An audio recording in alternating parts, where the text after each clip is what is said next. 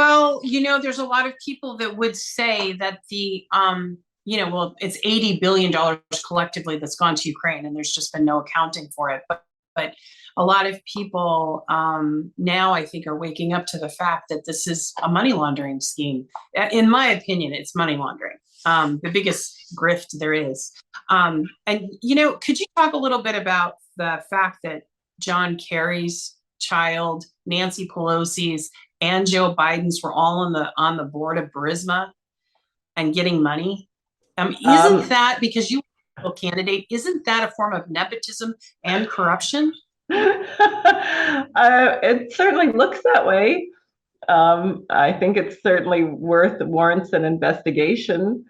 I also think people should remember how Trump got impeached the first time. He threatened to cut off weapons to Zelensky.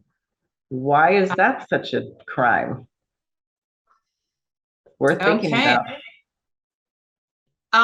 So, and what is your reception when you go to your rallies and you're going and you're talking to people? Are you getting more and more people trying to find out more about your platform and trying to engage with you?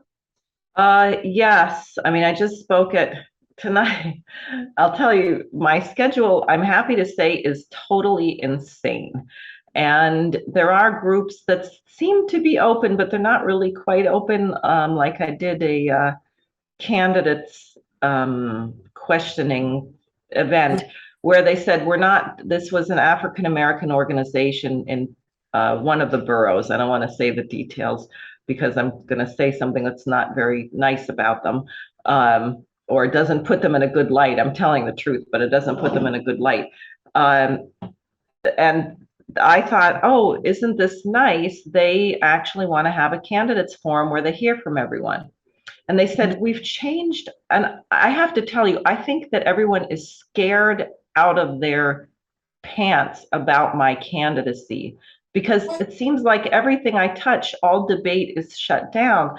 Like I had in the state of New York, you get to have an emblem next to your party organization. The Republicans have the elephant, the Democrats have the donkey, libertarians have the Statue of Liberty.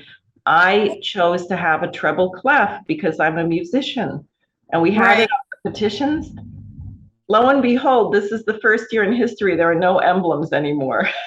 Right? Is the treble clef such a powerful thing? They're afraid it might get me a few thousand extra votes, or I don't know. No emblems. So now on the so-called candidates forum, so then they say, well, this year we're not going to have debate. What we really want is each candidate's going to be stuck in a little Zoom box, and we'll ask you 3 questions in 15 minutes. Now, they were so technically unskilled that they couldn't figure out how to keep a second candidate off the line. I only had 15 minutes, and I told them I had a very specific slot. So they actually had a former Democratic congressman. I mean, he's a Democratic congressman who came on before me, but who had been unseated and was trying to get his seat back. So I happened to hear the questions they asked this person. Total stuff. Oh, make your 2-minute opening statement. And what would you do about affordable housing? And how do you feel about the park in your neighborhood and blah, blah. That was what they asked him. So then I come on and they say, all right, didn't even give me an opening statement. Could you tell us what you would do to prevent an insurrection like January 6th from ever happening again? Isn't that amazing? So here I was so innocently thinking it was like a fair thing. And I said, well, before I do that, don't I get to make an opening statement? So then they begrudgingly allowed me to make an opening statement. And then I took up that question by saying that, well, maybe we should try and have transparent and fair elections and we wouldn't have these things. But, wow. Yeah, I have 2 questions about that, like just to tag on that.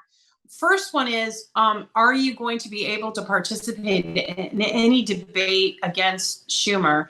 And second of all, I wanted to kind of make a comment and then ask your views on it.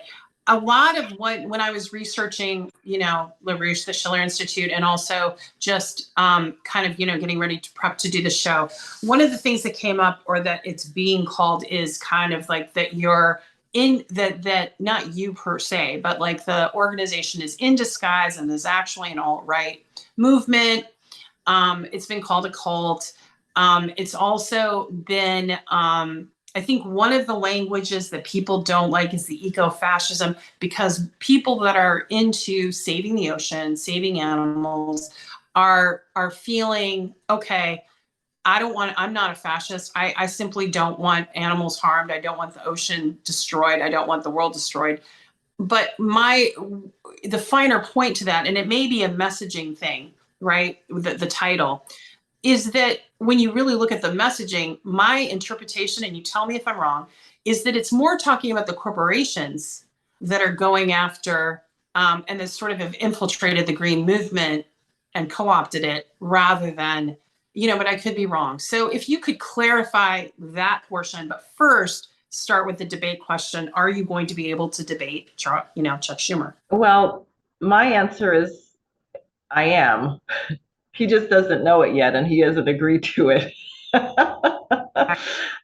They have scheduled a debate for October 30th, and if your listeners would help me break this blackout, I would love it. He and the Republican nominee, named Joe Pinion, whom I call No Pinion because he won't take an opinion on anything that's very important, and he refuses to talk about Ukraine and Russia, have scheduled a debate for 7 p.m. October 30th on Spectrum News, New York 1.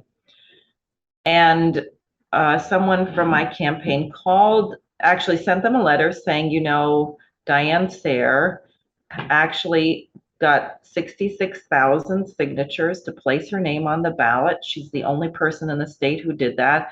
That threshold was demanded to prove that you are a serious, viable candidate. So given that she met that threshold and she was the only one who succeeded, obviously she should be included in the debate, and we're simply awaiting your sending her the invitation. They wrote back and said, oh, no, you just don't understand. We only will allow people to debate if the polls are showing them with over 15% of the vote. Now, we found that interesting because they're moving the goalpost. Well, and two of my supporters had said that they got called by these polls, and when they told the pollsters that they were voting for Diane Sare, they were told that's not a choice. You have to either choose Pinion or Schumer. And so we wanted to thing with Matthew Hoh, but the same thing happened to him, and they tried to get him. Well, he had to go to court because they took him off the ballot. The Democratic Party did. Same tactics. Right. No, exactly. Totally. So we actually got, so far now, I think we've found 3 of the 4 polling companies they search for and gotten the questions that they are asking voters. And in those 3, voting Diane Sare is simply not an option. Wow. So how I would have 15% of the vote where no one is allowed to say that they're going to vote for me. And of course, that's by design because they want to have some way to keep me off the debate. So we're going to expose this. I'm going actually to the international press because I can, and I'm sure you can imagine, all kinds of countries all over the world that the United States is bludgeoning for not being democratic enough are kind of interested in how democracy is going in the US. They're wondering, if we're so democratic, why is Julian Assange sitting there in prison, and why is Ed Snowden still in Russia? And they're very interested in the midterm elections. And I think a lot of them are actually following my campaign. And we're going to make Spectrum News and Schumer's office aware of that. And that's why I'm saying I intend to be included in that debate, but Schumer and Pinion just haven't agreed yet. Okay.